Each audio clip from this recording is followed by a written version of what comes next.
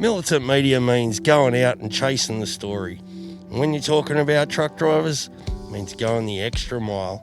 Tonight, Sunday night, we're out catching up with truckies who are hard at work and just about to go to bed after a hard one. Let's see what they have to say about the state of the industry. Right, I'm here with Big Scott. Scott, how's the state of the industry at the moment? Oh, it's pretty ordinary, mate, at the moment, yeah. Like, I just went in here for a meal and I got charged an extra $4 so they can wash the plate. Oh, it's pretty torrid at the moment. Yeah, everyone's doing it pretty hard as far as this coronavirus thing goes. Oh, well, it's not too good with all the COVID stuff going on, yeah, with the borders. And it's getting hard to cross the border these days, yeah.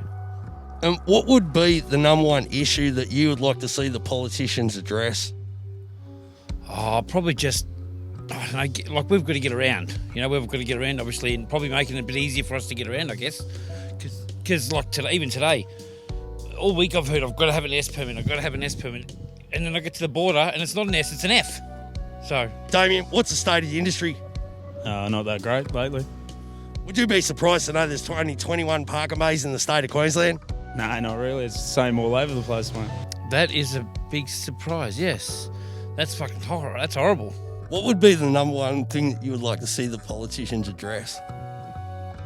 Gee, that's a hard choice, there's many. Would you be surprised to know there's only 21 parking bays in the state of Queensland? I wouldn't doubt that. Yeah, parking bays would be the major one.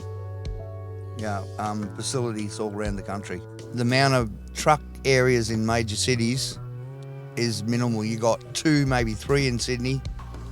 You got a couple around the industrial area in Melbourne, but other than that, it's pretty piss poor.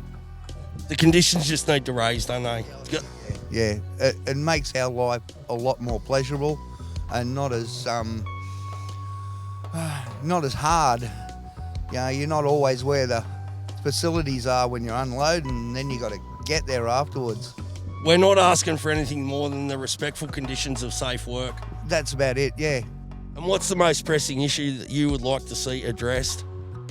Driver training, Indians, stuff like that. They're just riding trucks off all over the joint, you know, hurting people, killing families and kids. Actually talk to the drivers.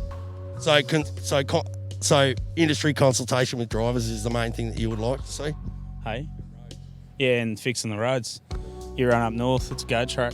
Fix the roads in Queensland. Where?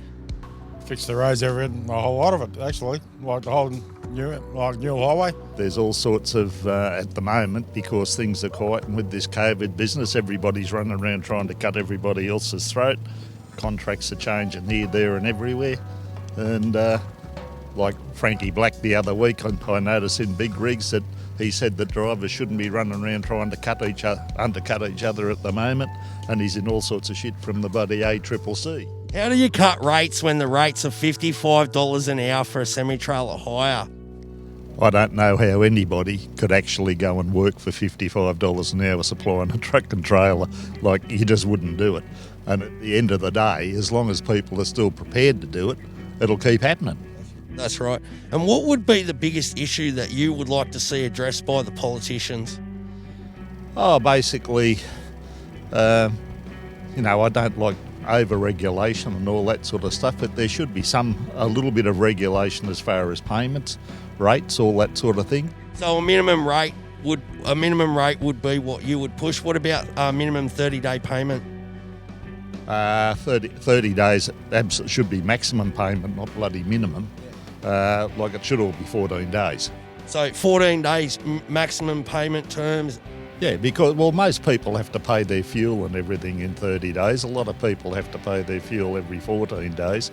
I don't see why truck drivers, owner drivers, anybody for that matter, should be an overdraft for bigger companies.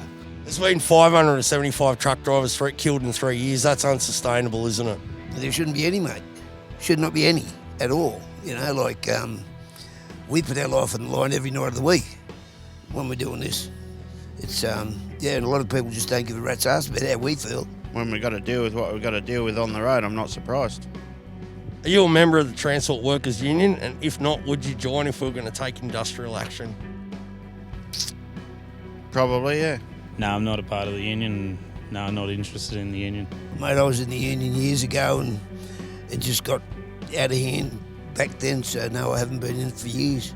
And I don't know whether I would or not, mate. They'd have to show a lot of respect to what they were last time I was in it. I was a member for probably 30 years of the TWU, but driving interstate, it's no point really. Yeah, I'm a member. Yeah. No, I'm not a member of the union. It's gone differently than what it has done years ago. We need strong leaders in the union. Yeah.